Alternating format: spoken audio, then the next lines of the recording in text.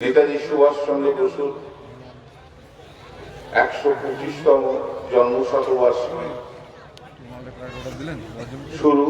প্রথম দিন সকালবেলাতে নেতাজি সুভাষচন্দ্র বসু নিয়ে অনেক প্রোগ্রাম ছাত্রাতে হয়েছে, বিভিন্ন জায়গায় হয়েছে। আমি অনেকদিন ধরে চাইছিলাম ছাত্রাতে মিটিং করতে, তো আজকে এই ব্যবস্থাটা আজকে করতে পেরেছে বলে আমি ধন্যবাদ জানাচ্ছি। অনেকদিন পর এলাম কমলপুর। ১৯৯৯ সালে কমলপুরে আমাদের একটা ঐতিহাসিক মিটিং হয়েছিল, মমতা বন্দ্যোপাধ্যায় এসেছে। আপনারা যারা পুরনো যারা আছেন তারা মনে করবেন হয়তো, লক্ষাধিক লোক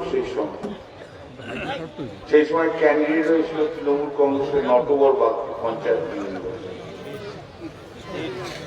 আমরা জোড়া ফুল চিহ্ন দিয়ে তার নাম প্রচার করলাম, ক্যান্ডিডেট হলো, কিন্তু উনি যাই হোক সিম্বল জমা দিলেন না বলে আবার কি একটা চিহ্ন নিয়ে দাঁড়াতে হলো। ইট বোঝা হয়ে গেল। দাঁড়াতে সেইবারে ১৯৯৯ সালেই আমরা বাঁকুড়া থেকে তৃণমূলের কংগ্রেস সাংসদ জিতে নিয়ে চলে যেতে পারি। যাই হোক, গত দেড় মাস আগে আমাদের নেত্রী মমতা বন্দ্যোপাধ্যায় বাঁকুড়ায় যখন মিটিং করতে আসেন, মিটিং এর মধ্যে উনি দুটো প্রকল্পের কথা বলেছেন। একটা প্রকল্প হচ্ছে দুয়ারে সরকার, যে সরকার তার প্রতিনিধি প্রতিটি ব্লকে ব্লকে যাবে, যার যার সমস্যা আছে। শব্দ হচ্ছে এই শব্দ হচ্ছে বারণ করো না, বাঁচিটা একটু কম করে এখন বন্ধ করো, বলো বিক্রি করতে। দুয়ারে সরকার প্রতি ব্লকে ব্লকে যাবে, মানুষ যার যা প্রয়োজন আছে সে প্রয়োজন আইনগত ভাবে সরকারের কাছ থেকে যা দরকার তারা দরখাস্ত করবে এবং সরকার সেটা কাজ করবে। আপনাদের ব্লকেও এসেছিল তো দুয়ারে সরকার, সরকার এসেছিল, আপনারাও গেছেন যে যার মতো। আমরা এই 2 মাসের মধ্যে, 2 মাসও হয় না, 2 কোটি শিডিউল কাস্ট সার্টিফিকেট দিতে পেরেছি দুয়ারে সরকারের জন্য সারা পশ্চিমবাংলায়। অনেকের পেনশন আটকে ছিল, সব পেনশন পেয়েছে। প্রচুর মানুষ তার রিলিফ পেয়েছে এবং যার জন্য আমাদের নেত্রী মমতা বন্দ্যোপাধ্যায়, বাংলার মুখ্যমন্ত্রী, উনি আবার টাইমটাকে এক্সটেন্ড করেছে, সময়টাকে বাড়িয়ে দিয়েছে দুয়ারে সরকার। এখনো পর্যন্ত যাদের যা দরকার আছে, সরকারের কাছে যা পাওনা আছে, ধরুন পেনশন পাবে, অন্য যা যা আছে, schedule caste certificate, schedule tribe certificate, বার্ধক্য ভাতা, ওই জোহর প্রকল্পে টাকা যারা পাচ্ছেন না, কৃষকদের জন্য ৮,০০০ টাকা করে করেছেন, যারা পাচ্ছেন না ৬০ বছর হয়ে গেছে, তারা যে দরখাস্ত করবে এবং পেয়ে যাবে। আরেকটা করলেন কি মমতা বন্দ্যোপাধ্যায়, তিনি বললেন যে আমি স্বাস্থ্য বীমা কার্ড চালু করলাম। স্বাস্থ্য বীমা কার্ডে কি আছে? স্বাস্থ্য বীমা কার্ডে একটা ডেবিট কার্ড বা ক্রেডিট কার্ডের মতো একটা কার্ড দেওয়া হবে। বাড়ির যে গৃহকর্ত্রী সে দরখাস্ত করবে। কেন গৃহকর্ত্রী তাও আমি বলে দিচ্ছি। গৃহকর্ত্রীর নামে দরখাস্ত হলে তার স্বামী তো পাবেই, তার ছেলেমেয়েরা তো পাবেই, তার জন্মদাতা পিতা এবং মাতা পর্যন্ত এই সার্ভিসটা পাবে। 5 লক্ষ টাকা পর্যন্ত স্বাস্থ্য বীমা রইল, স্বাস্থ্য আপনার যার ট্রিটমেন্ট হবে 5 লক্ষ টাকা পর্যন্ত ফ্রিতে আপনি হাসপাতাল কিংবা নার্সিংহোমে আপনি ফ্রিতে তার ট্রিটমেন্ট করবেন। কার্ডটা শুধু নিয়ে যেতে হবে, টাকাও নিয়ে যাওয়া দরকার নেই। কার্ডটা নিয়ে যাবেন, কার্ডটা নিয়ে নিলে গেলেই হবে। আপনারা স্বাস্থ্য বীমা কার্ডের দরখাস্ত করেছেন নাকি না? আর এখানে কি লোকের কি ব্যাপার, সেটা কি ঘুমিয়ে গেছেন নাকি? করেছেন? পেয়েছেন? পেয়েছেন?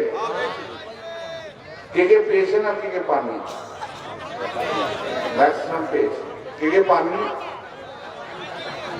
যে যে পাননি, যেদিনকে ডেট ছিল সেদিনকে যে ছবি তুলতে গিয়েছিলেন,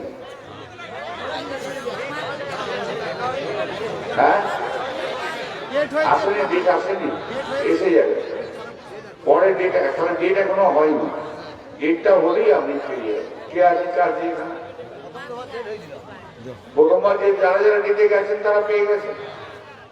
আমার 2 ভাইয়ের মধ্যে ঝগড়া হচ্ছে জানেন তো। সেজ ভাই বলছে আমি পেয়েছি, ছোট ভাই বলছে আমি পাইনি। তখন সেজ ভাই ও ছোট ভাইকে বলছে যেদিনকে পাড়ায় এসেছিল সেদিকে ছবি তুলতে তুই গিয়েছিলি? বলে না আমি যাইনি। বলে তার কার্ডটা হবে করতে, ঠিক আছে? ওদের যেতে হবে। তো 5 লক্ষ টাকা পর্যন্ত বিনা পয়সায় ট্রিটমেন্ট হবে। হাসপাতাল বলুন বা এখন দেখুন ভেলোর টেলোরও সব যাচ্ছে, আপনারা নিশ্চয়ই খবর কাগজে দেখতে পাচ্ছেন। ভেলোরে একটা কিয়স্ক করা দেওয়া হয়েছে, সেই কিয়স্কে যে ওয়েস্ট বেঙ্গল গভর্নমেন্টের একটা কিয়স্ক হয়ে গেছে, গেলেই হয়ে গেছে। পেসমেকার বসছে, একজন ভদ্রলোক লিখছে যে আমি তৃণমূলের কেউ নই, আমার 14 পুরুষ তৃণমূলের কেউ নই। আমি যে দেখছি নার্সিংহোমে যে একজন পেসমেকার বসাচ্ছে, আমি তাকে জিজ্ঞেস করলাম তুমি কোথেকে পাবে? একটা গরিব মানুষ ছিল। বলো কেন? যিনি যে স্বাস্থ্য সাথী কার্ড দিয়েছে ওই জন্য পেসমেকার। এই তো দুটো হলো। আর মমতা বন্দ্যোপাধ্যায় বলেছে যে জুন মাস পর্যন্ত রেশন সব ফ্রি পাবেন। পাচ্ছেন? কে পাচ্ছেন? সবাই পাচ্ছেন তো? আর তৃতীয়বারের মতো মুখ্যমন্ত্রী হয়ে এলে 2021-এ সারা জীবনের জন্য রেশন ফ্রি করবে মমতা।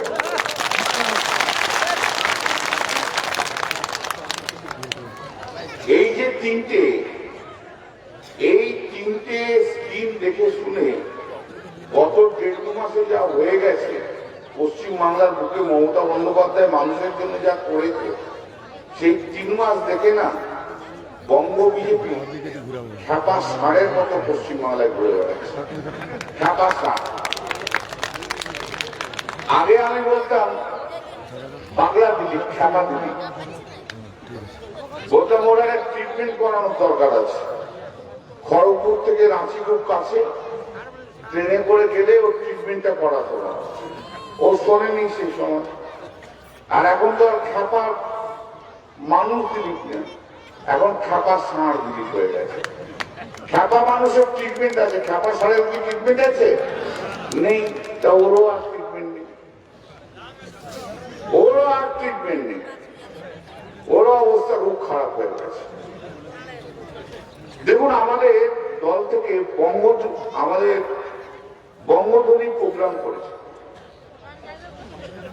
মানুষের কাছে গেছে, গ্রামে গ্রামে গেছে, এবং যে এই একটা রিপোর্ট কার্ড গত 10 বছরে আমরা কাজ কি করেছি সেই কাজ রিপোর্ট কার্ড, সেই রিপোর্ট কার্ড মানুষের কাছে পৌঁছে দিয়েছে। আপনারা পেয়েছেন? পেয়েছেন তো? এবারে আপনারা আমাকে বলুন পড়েছেন? পড়েননি? মাত্র 2 জন পড়েছে, আর বাকি কেউ পড়েনি, তাই তো? পড়েননি তো? আপনারা পড়েছেন?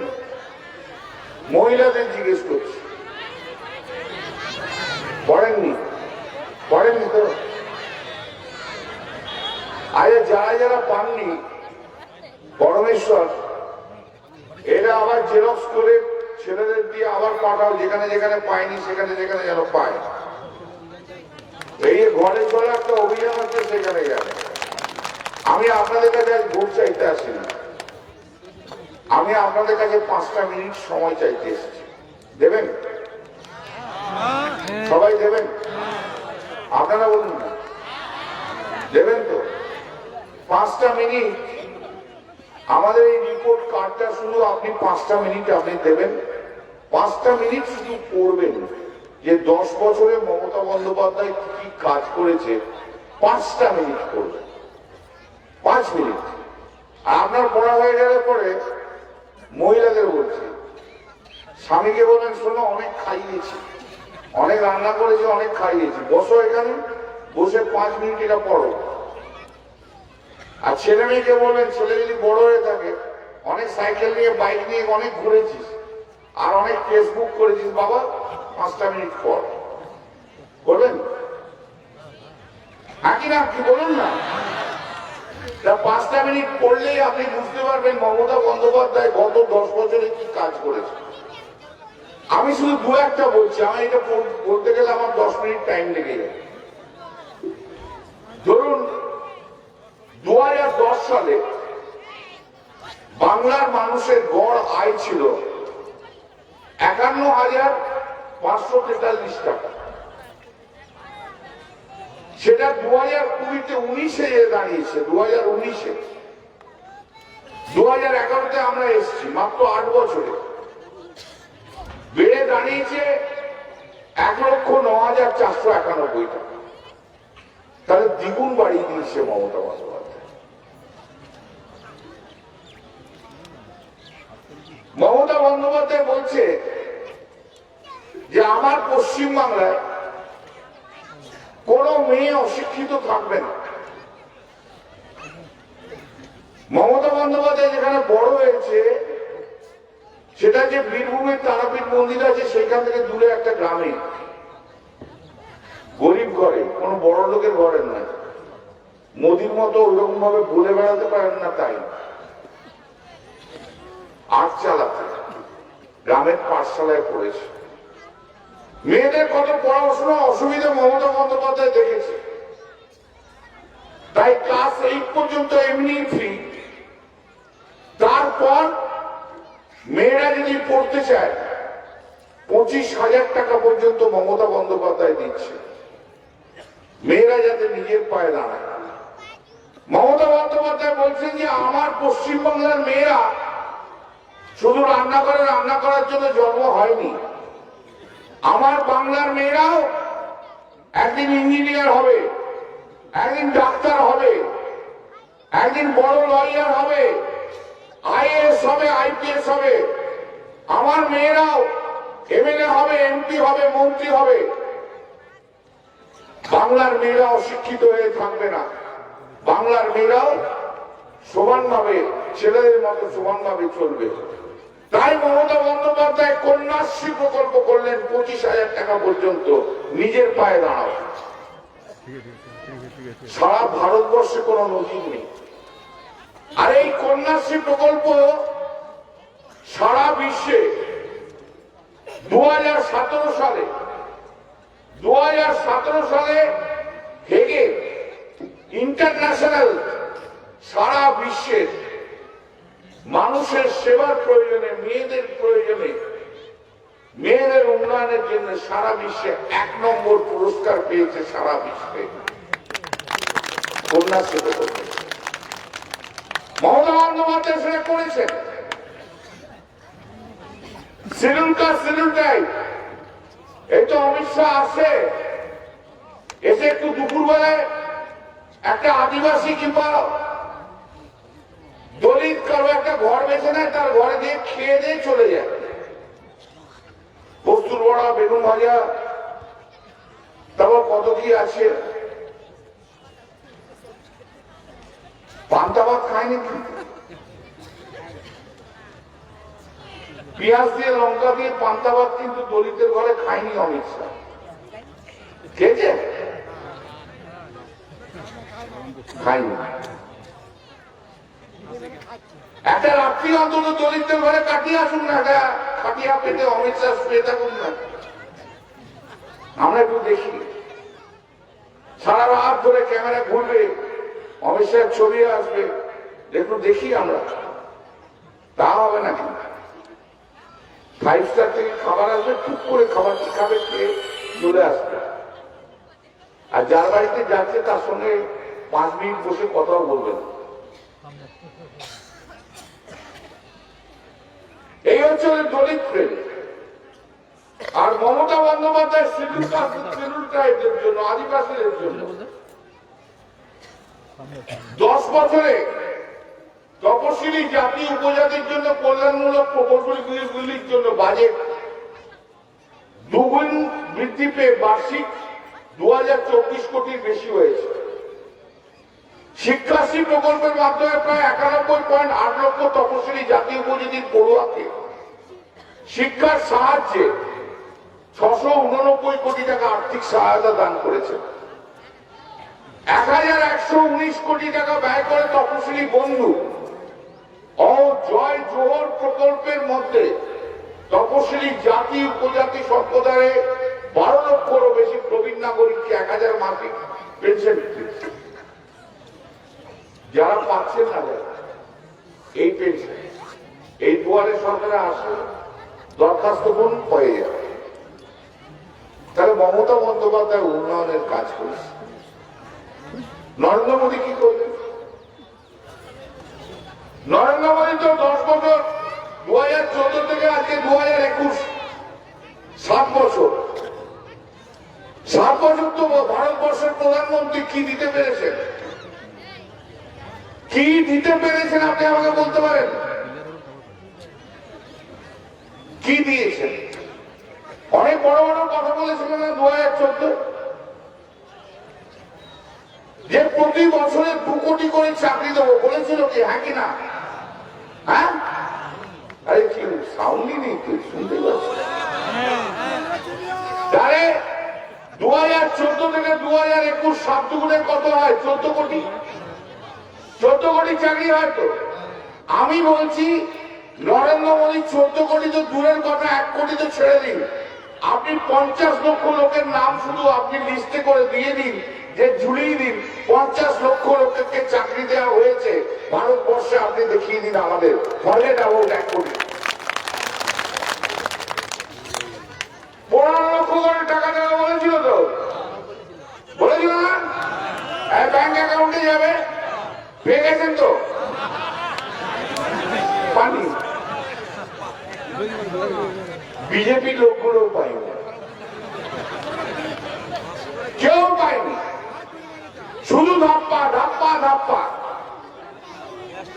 মনমোহন সিং এর এগেন্স্টে অভিযোগ ছিল যে মনমোহন সিং কথা নাকি বেশি বলতেন না, আর নরেন্দ্র মোদী এত কথা বলে শুধু কথাই বলছে, মাথা নাড়াচ্ছে, হাত নাড়াচ্ছে, পা নাড়াচ্ছে, শুধু নাড়িয়ে যাচ্ছে, আর বলছে কি দিল কি বাত, মন কি বাত, ধড়কন কি বাত, उसकी बात, उसकी बात, इसकी बात, उसकी बात, उसकी बात।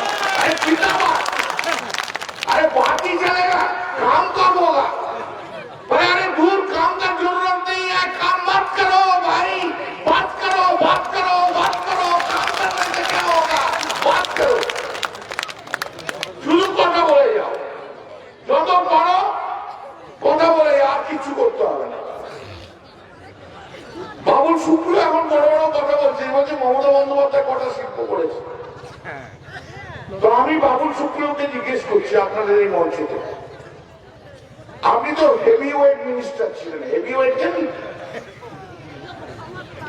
Heavy industry, heavy heavy, not small, heavy industry minister ছিল তো এর আগে বার।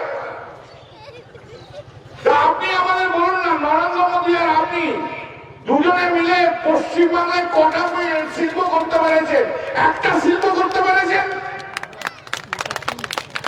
উল্টো হচ্ছে বাবুল সুপ্রিয় আসানসোলের শিল্পগুলোকে বন্ধ করে দিয়েছে। আরে শুধু গান গাইলেই হবে না, রবীন্দ্রসঙ্গীত কাজ করতে হয় বাবা, কাজ কর। মাঝে মাঝে তো ওনাকে পাওয়াই যায় না, মাঝে মাঝে তো ওনাকে পাওয়াই যায় না। মিসিং সার্টিফিকেট ওই ডায়েরি করে আপনাদের লোকজন, এমপি কে পাওয়া যায় না, এমপি কে পাওয়া যায় না।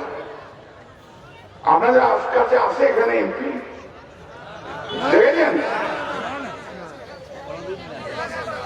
কেমন দেখতে জানেন? দেখেন আপনারাই তো ভোট দিয়ে এমপি করেছেন, আপনারাই তো এমপি করেছেন। বিজেপির কিচ্ছু নেই, শুধু গেরুয়া ফেটটি বাঁধা মাথায় আর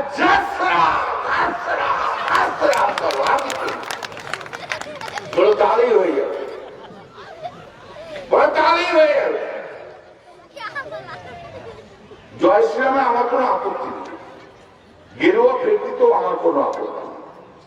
যদি গেরুয়া ফেটটি বেঁধে জয় শ্রীরাম বলে যদি আপনি 14 কোটি মানুষকে চাকরি দিয়ে দেন আর 15 লক্ষ করে টাকা আপনি দিয়ে দিতেন, আপনাকে আমরা মাথায় তুলে রাখতাম।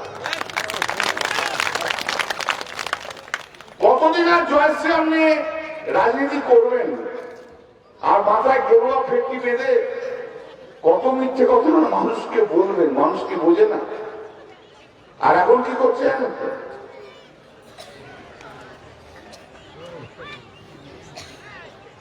এখন কি করছে জানেন তো? এখন বলছে বিজেপিতে এসো, বিজেপিতে এসো, 8 কোটি 10 কোটি 15 কোটি 20 কোটি 25 কোটি 30 কোটি মন্ত্রিত্ব দেবো। সেই আছে না গান, নাচ মেরি বুলবুল ইহা পয়সা মিলেগা, নাচ মেরি বুলবুল ইহা পয়সা মিলেগা। সে এখন বিজেপি হয়ে গেছে। নরেন্দ্র মোদী অমিত শাহ বলছে 5 কোটি 10 কোটি 15 কোটি 20 কোটি নাচ মেরি বুলবুল ইহা পয়সা মিলেগা, ইহা পয়সা মিলেগা, ইহা পয়সা মিলেগা। ঠিক আছে, সেই সব দেখে আমাদের কাশীর মেজবাবু জানেন তো, কাশীর মেজবাবু এখন লাফিয়ে চলে গেছে, বলে নাচ মেরি বুলবুল ইহা পয়সা মিলেগা। আরে পয়সা দো, পয়সা দো, পয়সা দো, आ गया आ गया आ गया और फिर लेके आता हूँ সবাইকে নিয়ে আসছে। এখন আর কোনো কাজ নেই, স্বপ্ন দেখছে, দেখুক, আমার কোনো আপত্তি নেই, আমার কোনো আপত্তি নেই। আমি বাঁকুড়া সম্মেলনের কলেজে ছাত্র ছিলাম, তো আমি চণ্ডীদাসের সিনেমা দেখতে, কি তখন চণ্ডীদাস ছিল তো, এখনো আছে তো, যাই হোক চণ্ডীদাসের তখন সিনেমা দেখেছিলাম জানেন তো। একটা প্রেমিক এখন প্রেম করার চেষ্টা করছে, একটা মেয়ের সঙ্গে প্রেম করার চেষ্টা করছে। মেয়েটা এখন আর তাকে পাত্তা দিচ্ছে না। মেয়েটা যখন স্কুলে কলেজে যাচ্ছে, ও পিছনে যাচ্ছে, মেয়েটা পাত্তা দেয় না। কলেজ থেকে ফিরছে, পাত্তা দেয় না। কোনো সময় পাত্তাই দিল না মেয়েটা। মেয়েটার এবার বিয়ে হয়ে গেল। এবার প্রেমিক তখন একটা গান গাইছিল। গানটা কি জানেন?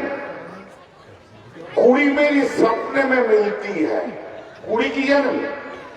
পাঞ্জাবিদের ভাষায় কুড়ি মানে হচ্ছে প্রেমিকা, বাচ্চা মেয়ে, কুড়ি। কুড়ি মেরি স্বপ্নে মে মিলতি হয়, বাস্তবে তো আর পাইনি, তাই লাস্টে গাইড গাইল কুড়ি মেরি স্বপ্নে মে মিলতি হয়।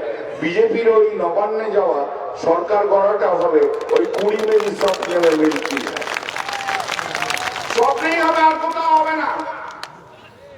স্বপ্ন ছাড়া আর কোথাও হবে না, কোনোদিন হবে না। আর যত গদ্দারের দল আছে, মির্জাফর যত রয়েছে, আর সেই মির্জাফর গুলো আজকে চলে যাচ্ছে। যাক বাবা, হালকা হবে না। এই যে কালকে কাঁথির মেজবাবু বলছে, ওই আমাদের একজন মন্ত্রী কালকে রিজাইন করেছে না, তা কাঁথির মেজবাবু এখন বলছেন দেখ তৃণমূল কেমন লাগছে, দেখ তৃণমূল কেমন লাগছে, দেখ তৃণমূল কেমন লাগছে, বলছে না? বলে তো আমি কি আজকের মঞ্চ থেকে বলি খুব ভালো লাগছে রে, খুব ভালো লাগছে, তোদের মতো গদ্দার গুলো চলে যা বাবা তাড়াতাড়ি, আর যেগুলো আছে সঙ্গে নিয়ে চলে যা। দারুণ লাগছে, দারুণ লাগছে। এতগুলো বেঈমান, এতগুলো গদ্দার, এতগুলো বেঈমান ছিল, এতগুলো টাকা করছিল, এত টাকা তুলে যে আমাদের পাশে ছিলি, দম বন্ধ হয়ে গেল, এখন ফ্রি অক্সিজেন নিচ্ছি, নিয়ে যা, নিয়ে যা। সন্ধ্যে শুভেন্দু, ভালো লাগছে তোমাদের মতো গদ্দার গুলো চলে যাওয়ার জন্য, ভালো লাগছে, তৃণমূলের ভালো লাগছে, আরো হাজার বার ভালো লাগবে, ভালো লাগছে, খুব ভালো লাগছে। বলছি এত নাটক করে যাওয়ার কি দরকার বাবা? ভোগ তো অনেক করবে, ভোগের তো শেষ নেই। 2011 সালে আমাদের দলের সভাপতি সুব্রত বক্সী,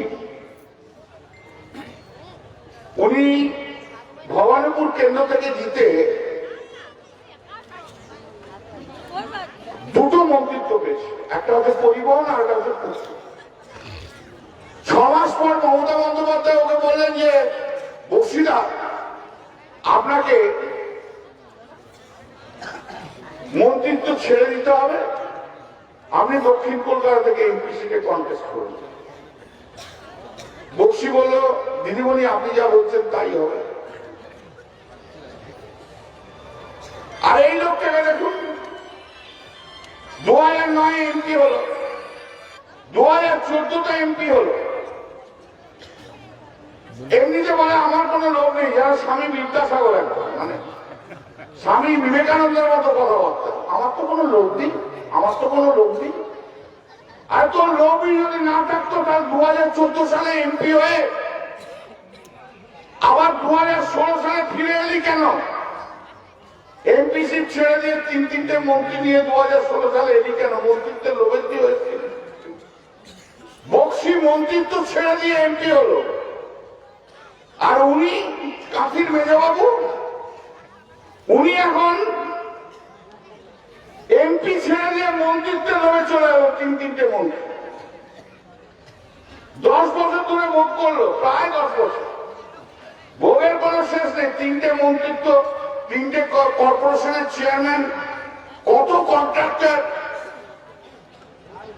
এখানে কন্ট্রাক্টর, ওখানে কন্ট্রাক্টর, আর যত কন্ট্রাক্টরদের উনি তৃণমূলের সব আছে বাঁকুড়াতে, যুবর কোথাও সভাপতি, কোথাও মুখের মুখ করে দিয়ে চলে গেল।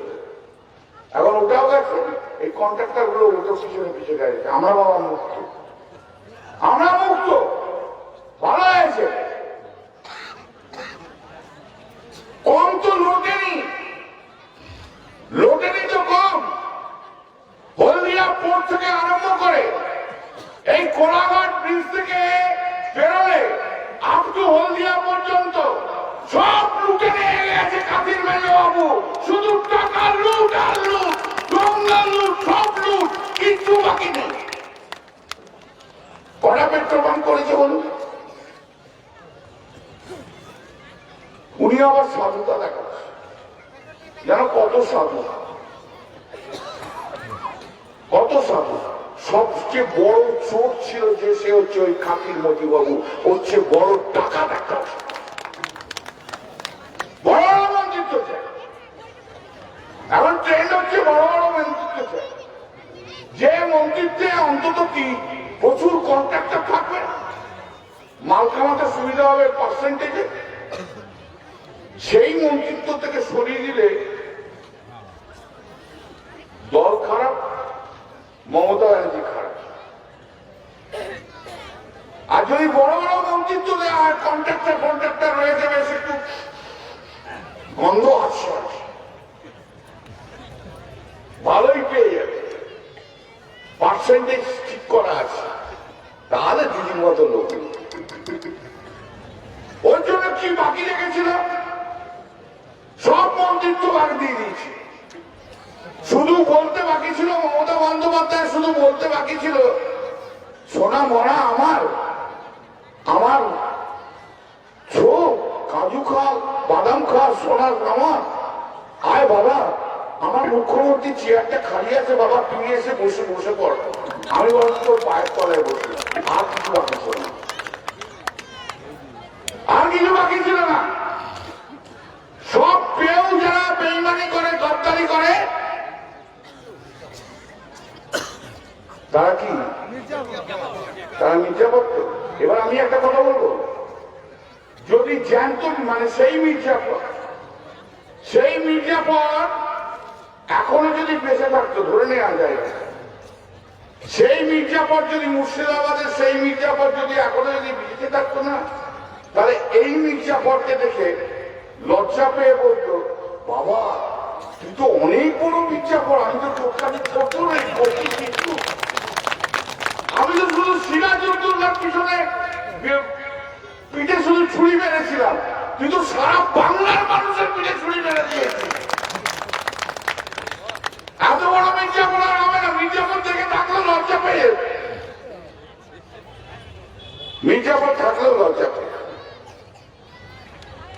বলেছিলাম নন্দীগ্রামে নামাতে হবে ভাই, ছাড়বো না, নন্দীগ্রামে না। বিজেপি এখন কি সমস্যা হয়েছে জানেন? বিজেপির কি সমস্যা আর সবচেয়ে খুশি কে? দুটোই বলে দিই। হ্যাঁ, বিজেপির সবচেয়ে সমস্যা হয়ে দাঁড়িয়েছে এই যে 2021-এর নির্বাচনের পরে বিরোধী দলে যখন বসবে, তখন তো একটা দলনেতা চাই। মেজবাবু জিতবে না নন্দীগ্রামে, 90 লক্ষ ভোটে হেরে যাবে, হবে না। আর মুকুল জীবনে কোনোদিন নির্বাচনে দাঁড়াবে না। মুকুল জীবনে কোনোদিন নির্বাচন লড়বে না। একটা লড়েছিল 40,000 ভোটে কাঁচরাপাড়া সিটে হেরে গিয়েছিল, তারপর শুধু টুপি পড়েছে, দিদিকেও পড়েছে, এখন আবার বিজেপিকেও পড়াচ্ছে। আমি যদি নির্বাচনে লড়ে যাই, তাহলে নির্বাচনটা দেখবে কি করে? আমি বরঞ্চ রাজ্যসভায় যাবো, ও নির্বাচনও লড়বে না, তাহলে ও নেই, তাহলে মুখটা কি?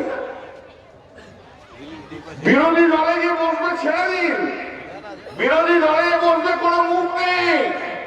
আর দিলীপ ঘোষের আনন্দ কথা বলবে, সবচেয়ে খুশি হচ্ছে দিলীপ ঘোষ বলছে আমার তো সময় হয়ে গেছিল, এই তো সব শুভেন্দু সব চলে এসছে, শুভেন্দুও হারবে, মুকুলও নির্বাচনে জিতে কোনদিন দাঁড়াবে না, আমি কিন্তু প্রেসিডেন্টটা ঠিক রয়ে গেলাম, আমাকে আর কেউ বসাতে পারবে না, আমি কিন্তু আমার জায়গায়।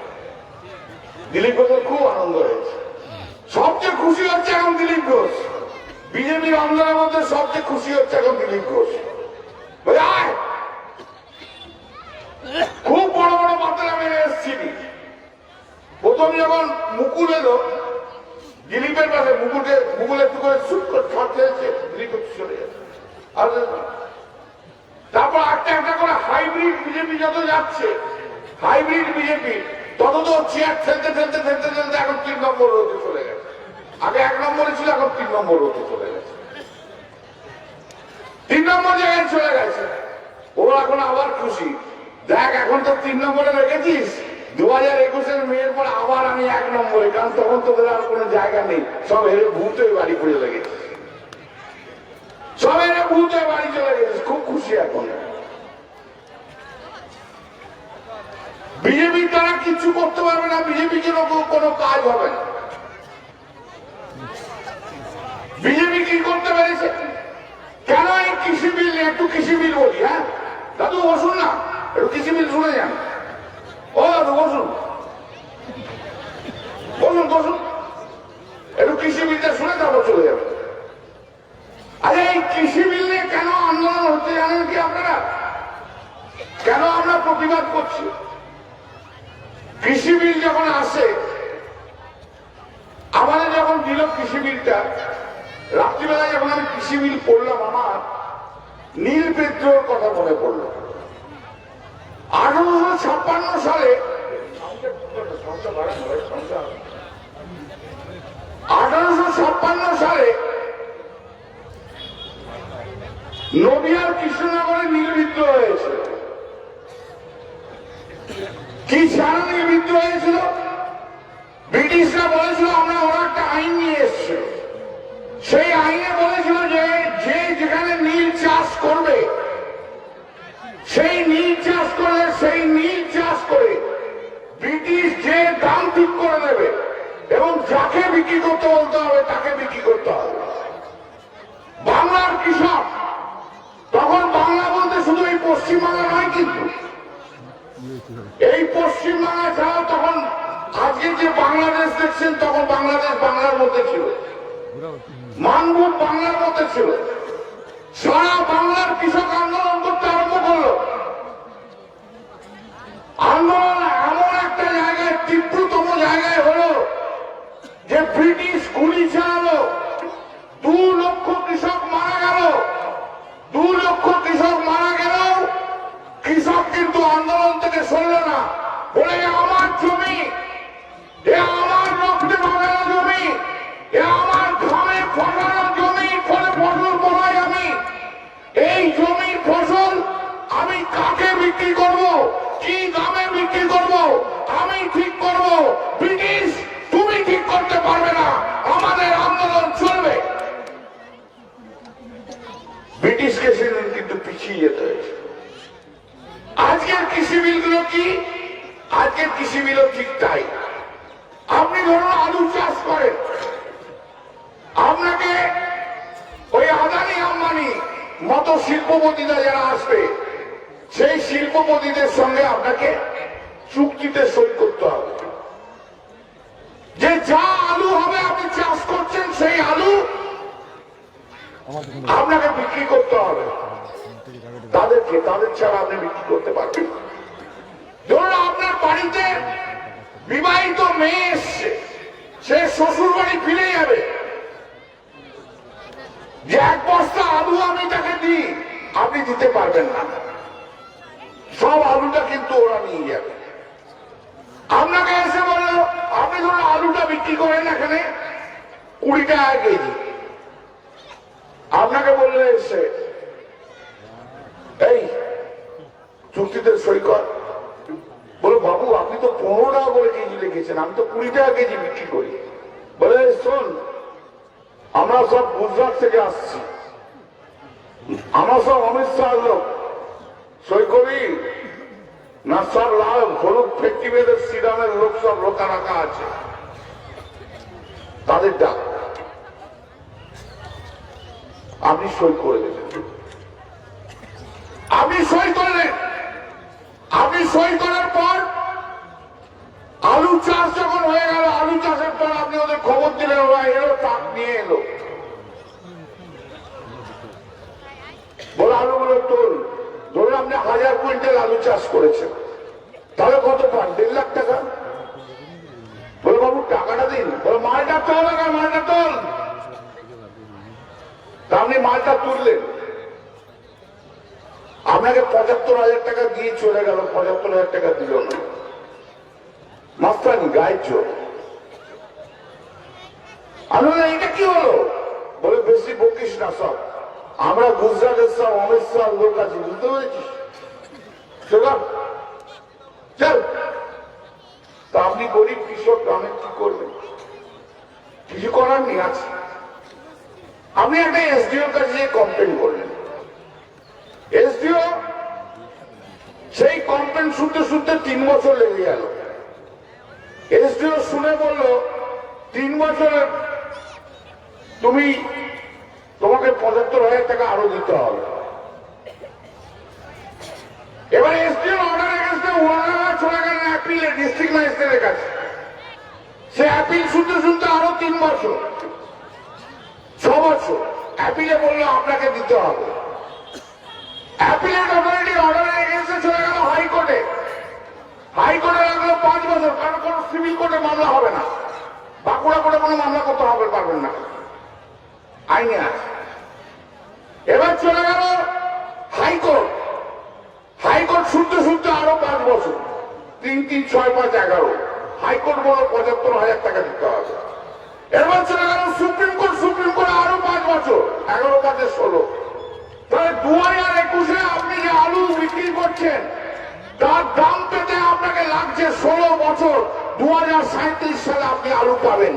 16 বছর ধরে নরেন্দ্র মোদী তার সরকার ভারতবর্ষের কৃষকের পেটে প্রতিদিন লাথি মারলো, কৃষককে না খাওয়া অবস্থায় রাখলো, কৃষকের ঘরের ছেলেমেয়েরা পড়াশোনা করতে পারলো না, কৃষকের ছেলে লোকরা ট্রিটমেন্ট করতে পারলো না।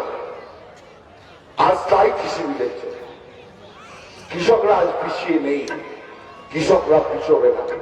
মোদী তুমি জেনে রেখো, মোদী তুমি জেনে রেখো, দরকার হলে পিছিয়ে পিছিয়ে তুমি আবার গুজরাটে ফিরে যাবে, কৃষক কিন্তু বড় লড়াই থেকে ফিরবে না।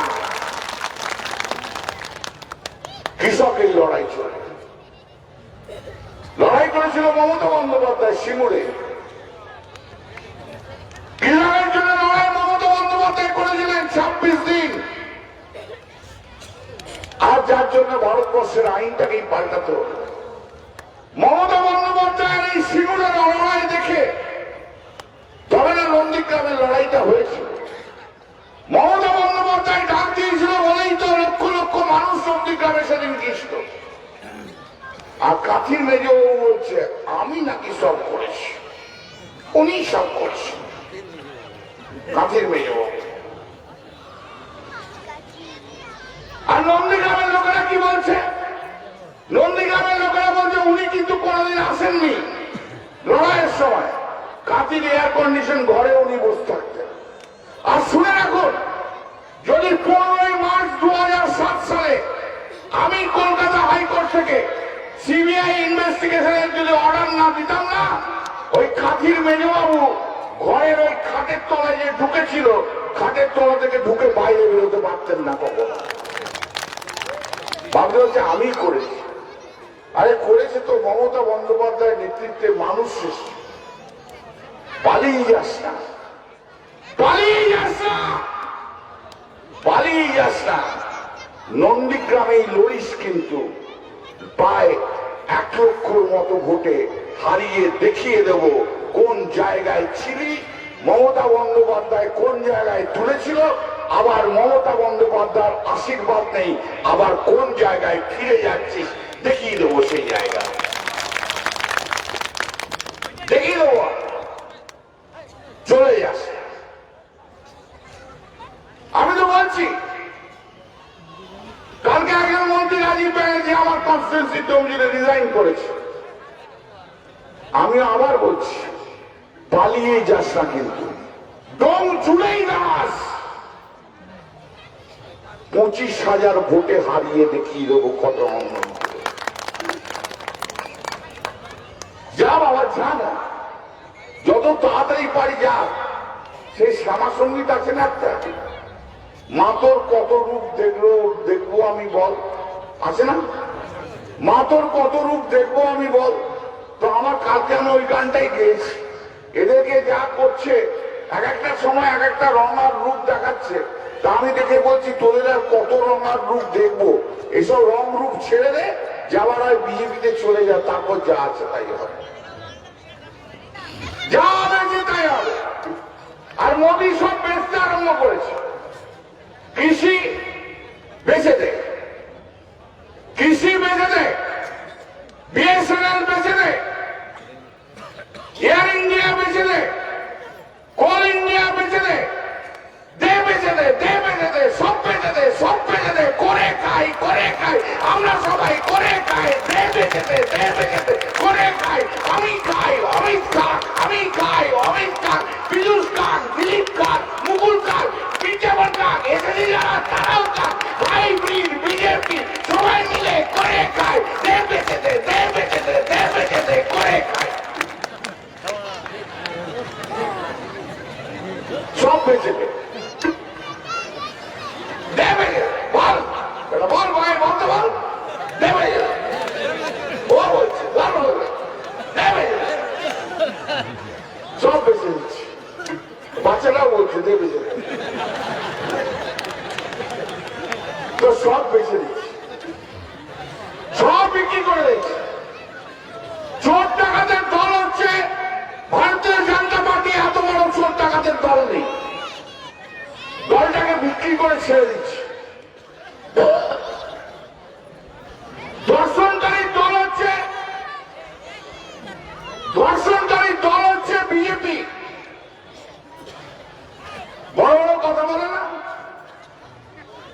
উত্তরপ্রদেশে একটু আগে শ্যামল বলছিল বিজেপি হইতে সাবধান।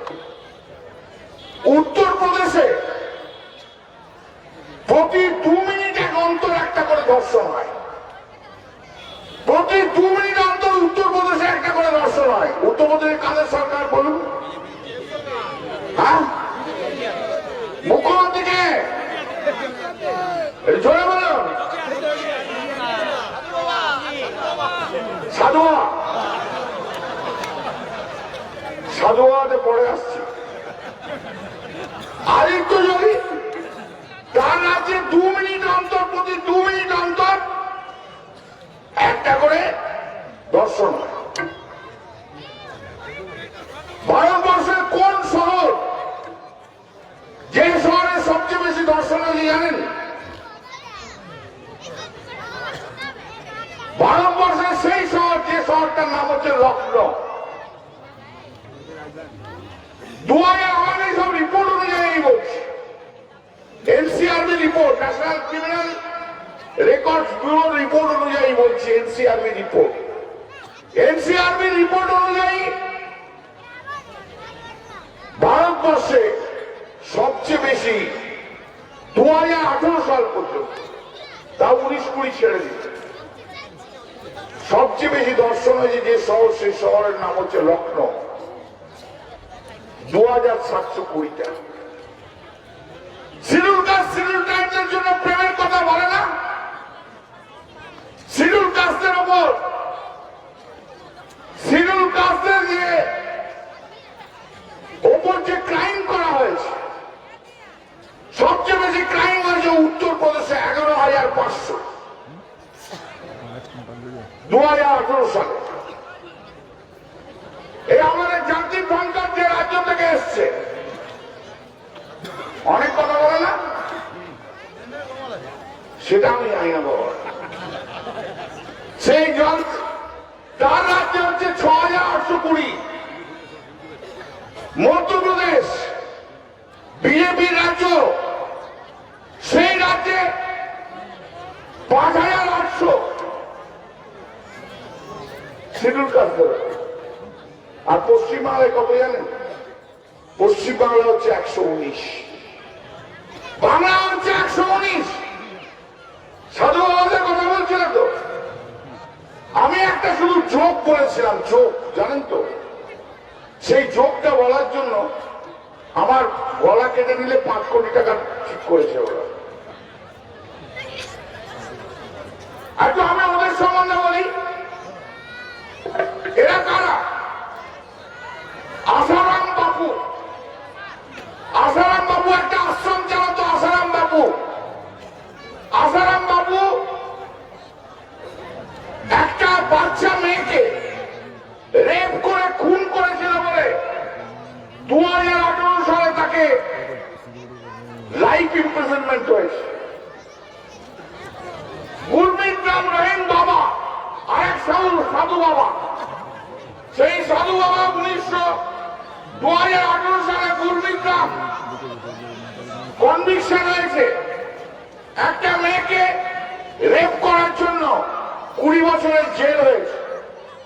বাবা রামপাল, সাধু বাবা আশ্রম চালায়। বাবা রামপাল সব বিজেপি আর আরএসএস এর সঙ্গে যোগাযোগ, বিজেপি আর আরএসএস সব সমর্থিত। বাবা রামপাল হরিয়ানা, সে জেল করে হয়েছে মার্ডার আর আশ্রমের মধ্যে অবৈধ আবর্ষণ করাতো বলে তার জেল হয়েছে। বাবা নিত্যানন্দ, বাবা নিত্যানন্দ চার্জ হয়েছে। ও ভিডিও, সেক্সুয়াল যে ভিডিও গুলো করে, সেই ভিডিও করতো, মেয়েদের নোংরা নোংরা ভিডিও করতো, তাই জন্য তাকে জেল দেওয়া হয়েছে। বাবা ইচ্ছাধারী বিমানন্দ 2010-এ অ্যারেস্ট হয়েছে। এইরকম আমার কাছে লিস্টে প্রায় 13 থেকে 14 জন রয়েছে। 13 থেকে 14 জন রয়েছে। সেই 13 থেকে 14 জন সাধু বাবা যারা আশ্রম চালায়, ধর্ম আমাকে শেখাতে হচ্ছে। আরে ধর্ম আমাকে শিখতে হবে, ধর্ম এদের কাছ থেকে আমায় শিখতে হবে।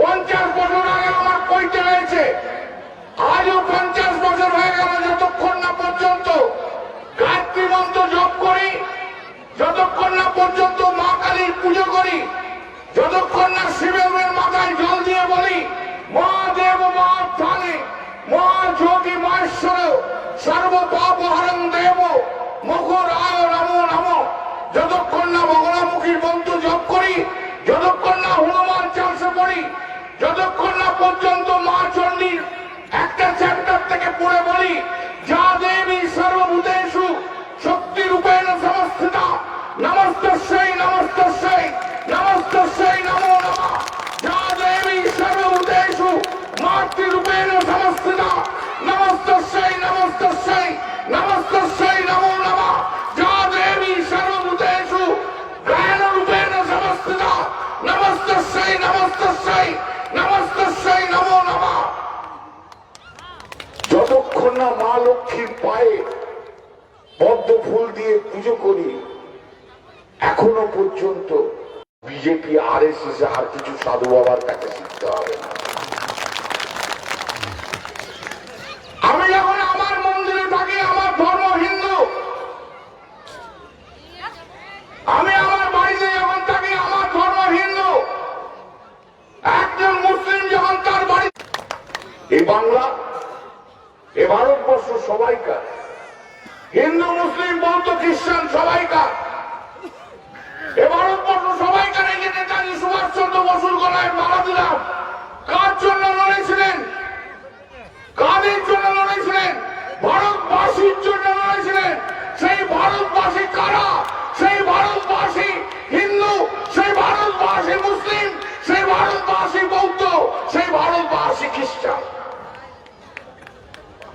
তার রিলিজিয়াস মেন্টর কে ছিল? ধর্মীয় গুরু স্বামীজি। নেতাজি সুভাষচন্দ্রের ধর্মীয় গুরু ছিলেন স্বামী বিবেকানন্দ। স্বামী বিবেকানন্দ বলেছিল সব ধর্ম এক।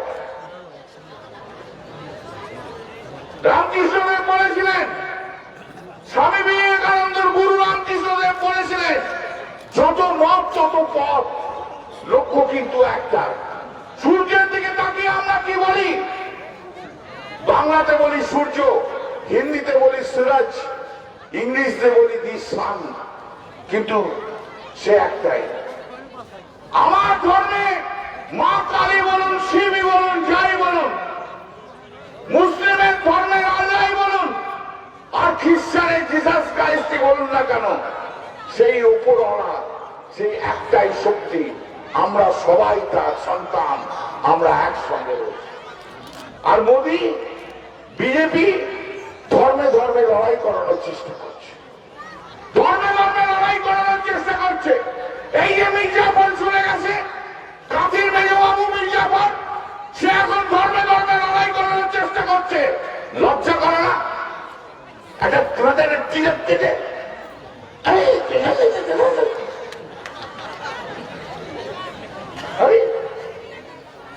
শুনুন, যখন কেউ এক ধর্ম থেকে আরেক ধর্মে রূপান্তরিত হয় না, তখন যা যা বাধা, ধরুন হিন্দু ধর্ম থেকে অন্য ধর্মে রূপান্তরিত হচ্ছে, তো হিন্দু ধর্ম তো কিছু কিছু বাধা আছে না, যে আমি এটা চলবে না, ওটা খাওয়া চলবে না, ওটা চলবে না। সে যখন অন্য ধর্মে যায়, তখন সেইগুলো বেশি প্রমাণ করে যে আমি অন্য ধর্মে রূপান্তরিত হয়েছি। এর অবস্থা হয়ে গেছে তাই, এর এখন অবস্থা হয়ে গেছে তাই। এ যত না পুরনো বিজেপি যারা আছে তার চেয়ে বেশি উগ্র হয়ে গেছে।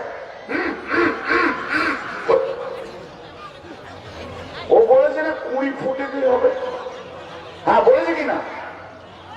ও বলেছে তো সবে 20 ফুটেছে, বলেছে কিনা? হ্যাঁ কিনা বলেছে তো?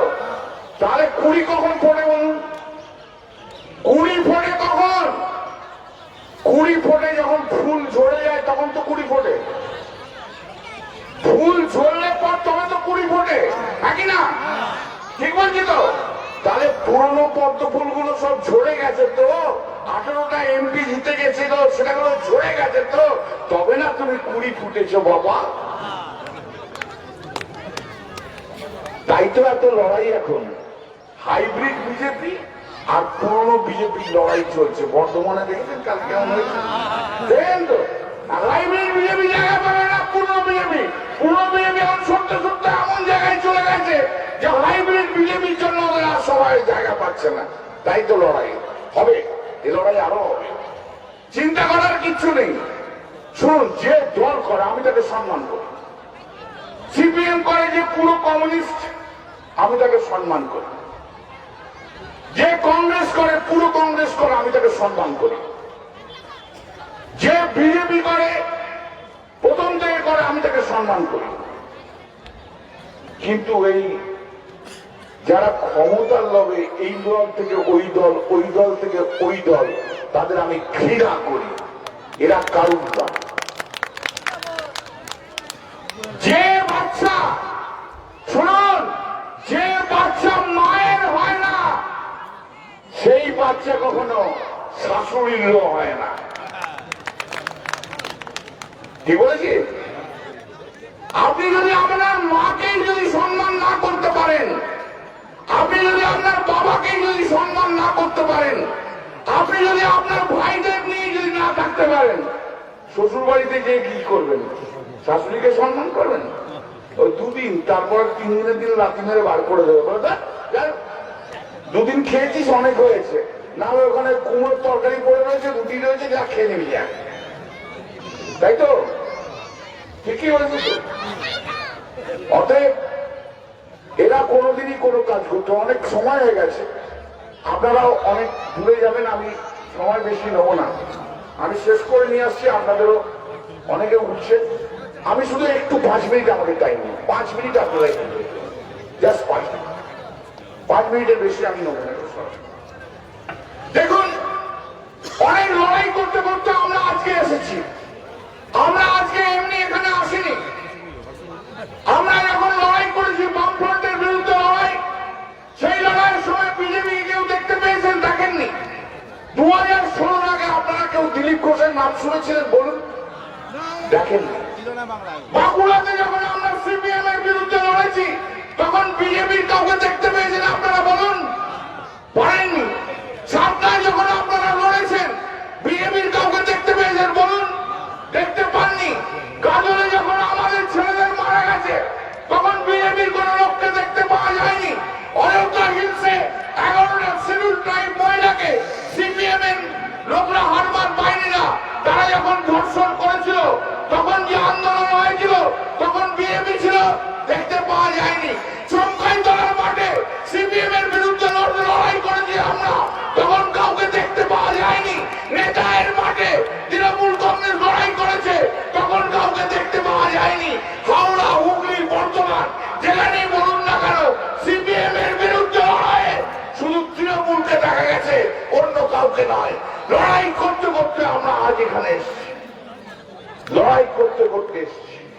শুনে রাখুন, যদি 34 বছরে মমতা বন্দ্যোপাধ্যায় যদি লড়াই করে, তৃণমূল কংগ্রেস কর্মীরা যদি লড়াই করে, মানুষের সমর্থন নিয়ে 2011 সালে 34 বছরের সিপিএম কে ছুঁড়ে ফেলে দিতে পারে, 2021-এও বিজেপিকে ছেঁড়া জুতোর মতো ছুঁড়ে ফেলে দিতে পারে।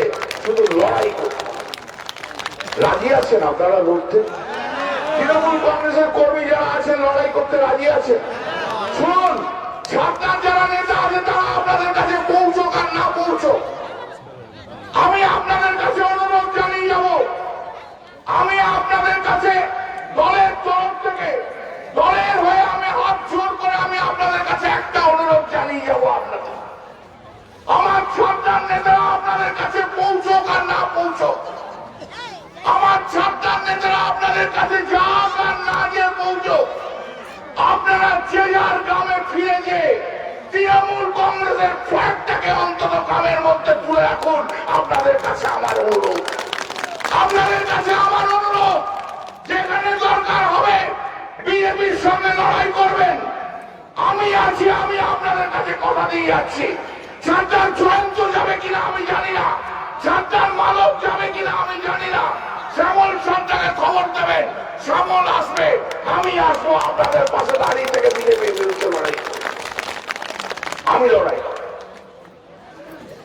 আপনাদের দায়িত্ব নিতে হবে। এবারে 2021-এর দায়িত্ব, 2021-এ বিজেপির বিরুদ্ধে লড়াই করার দায়িত্ব কোন নেতার নয়।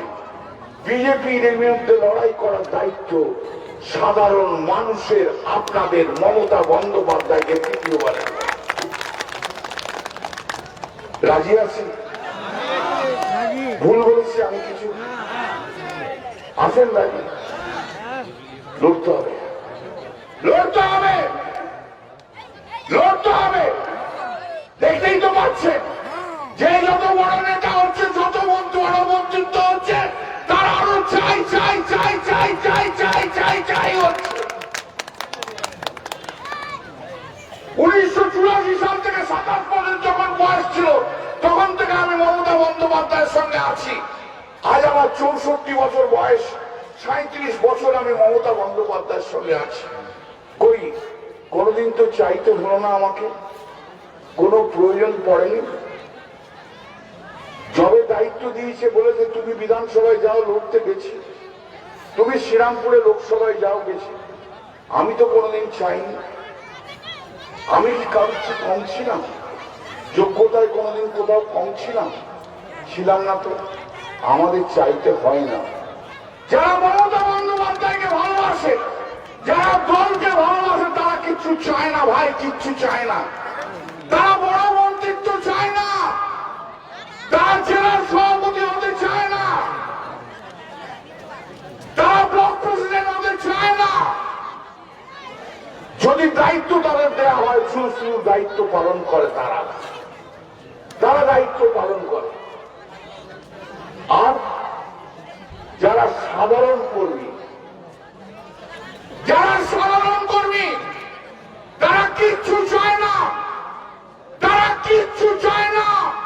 তারা চায় মমতা বন্দ্যোপাধ্যায়ের মাথার উপরে থাকবে, দরকার হলে বিজেপির সঙ্গে লড়াই করব। আমরা তাই বলি, দিদি আমরা কিচ্ছু চাই না, কিচ্ছু না, লড়বো আমরা। তুমি শুধু মাথার উপর থাকো, বারবার বাংলার মুখ্যমন্ত্রী হও দিদি তুমি। আমরা কিচ্ছু চাই না, আমরা কিচ্ছু চাই না।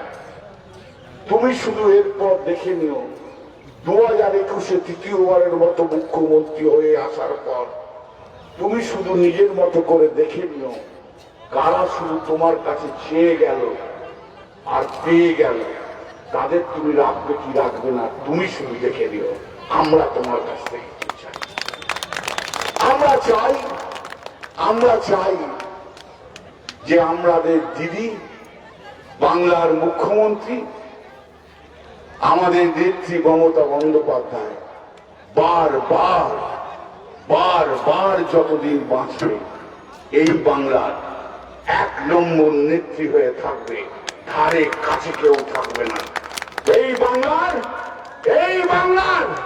বাংলার সরকারের আসন মমতা বন্দ্যোপাধ্যায় ঠিক করবে, আর কেউ নয়। যতদিন উনি বাঁচবেন ততদিন পর্যন্ত আর কিচ্ছু চাই না। রাজি আমরা? ঠিক বলেছি তো? ভুল কিচ্ছু বলিনি তো? আবার আসবো ছটনা প্রান্তে প্রান্তে। কেন আসবো জানেন? শুধু মিটিং করার জন্য নয়, আমি দেখতে আসবো আমার এই সাতটা নেতারা কিভাবে কাজ করছে, কেমন কাজ করতে দেখতে আসবো।